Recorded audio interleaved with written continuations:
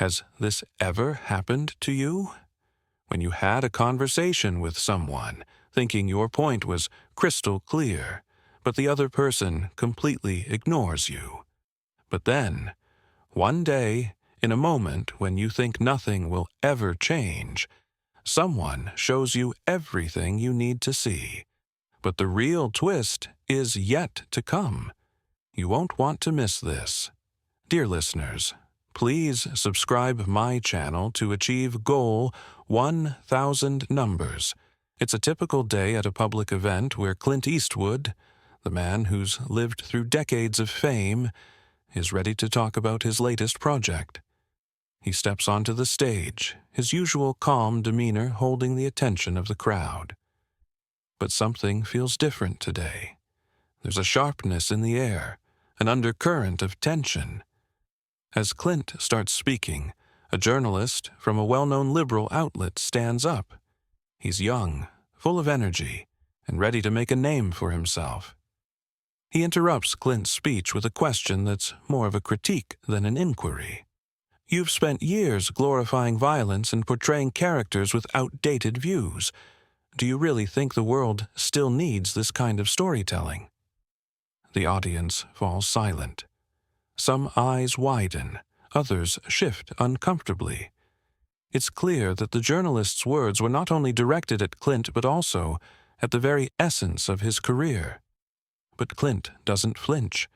In fact, his face remains as unreadable as ever, his eyes calm yet focused.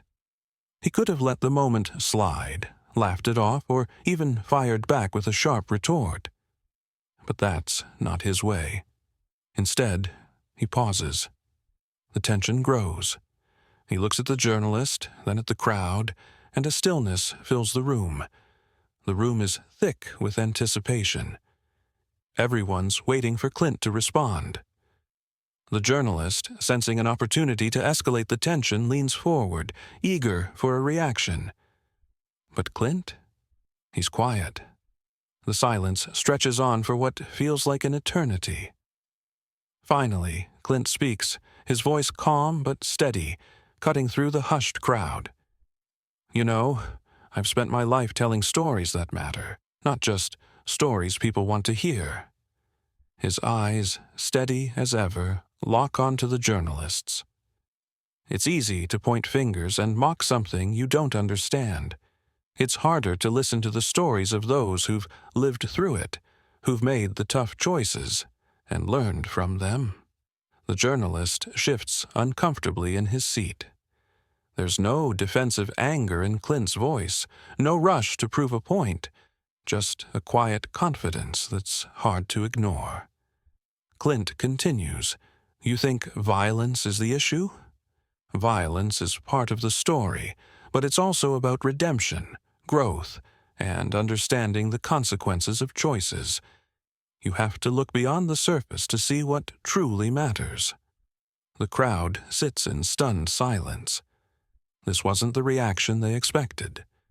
The journalist, caught off guard, hesitates. Clint's response wasn't just a defense of his work, it was a reminder of the deeper purpose behind his stories. The journalist, momentarily silenced, tries to regroup. His face flushes with a mix of frustration and confusion, unsure of how to respond to such calm yet powerful words. The audience, however, feels the shift in energy. Clint's response has done more than defend his career. It's shown them something they hadn't fully appreciated before. Clint Eastwood isn't just an actor or a director. He's a storyteller with a purpose. Clint's voice, though quiet, now carries weight. He continues, "You see, I don't make films to glorify violence. I make them to show you the consequences of it, to show you that every action has a reaction, every choice has a price." His gaze sweeps across the room, connecting with each person in the crowd, letting his words settle in. He leans forward slightly, the slight movement drawing everyone in. We live in a world where people are quick to judge, quick to assume they know the full story based on a headline or a few minutes of footage. But real life isn't like that. It's messy, it's complicated, and sometimes it's the tough, gritty stories that reveal the truth. The journalist's posture softens, as if the weight of Clint's words is sinking in.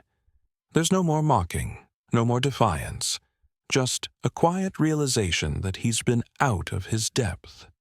The crowd is now hanging on Clint's every word. They weren't expecting an attack. They were expecting a lesson. And in that moment, Clint has shown them exactly why his stories have resonated for decades, because they make you think, they make you question. They remind you of the complexities of life, far beyond the surface. Clint doesn't wait for the journalist to speak. Instead, he continues, his voice even more measured now, each word carrying the weight of years of experience. I've lived a lot of life, been through wars, seen people rise and fall, made mistakes, learned lessons, and I don't pretend to have all the answers, but I know one thing: life's not about avoiding the hard truths, it's about facing them. The room, which had once been tense, now feels oddly still, as though everyone in it is reflecting on Clint's words. The journalist, no longer the aggressive challenger, is simply listening. For a moment, it's almost as if he's the one being taught. Clint's experiences, the ones that have shaped him into the man he is today, are evident in every sentence. And the crowd, they're all feeling it. The reality of his words cuts through their preconceived notions. Clint pauses, letting the weight of his statement sink in before he adds, "And sure, some of my characters might not always be the perfect role models, but they're real, they're human, and sometimes that's what we need to see.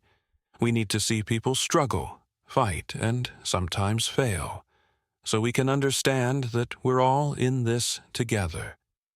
The silence that follows isn't uncomfortable anymore. It's a moment of realization for everyone present. This isn't just Clint Eastwood defending his work. This is him offering a glimpse into the life he's lived, the lessons he's learned, and the message he's tried to convey through every film. The journalist nods slowly, his earlier bravado gone. Clint's response wasn't just a defense of his career. It was a reflection of the deeper purpose that drives him. And in that moment, the crowd knows that they've just witnessed something much larger than a public spat.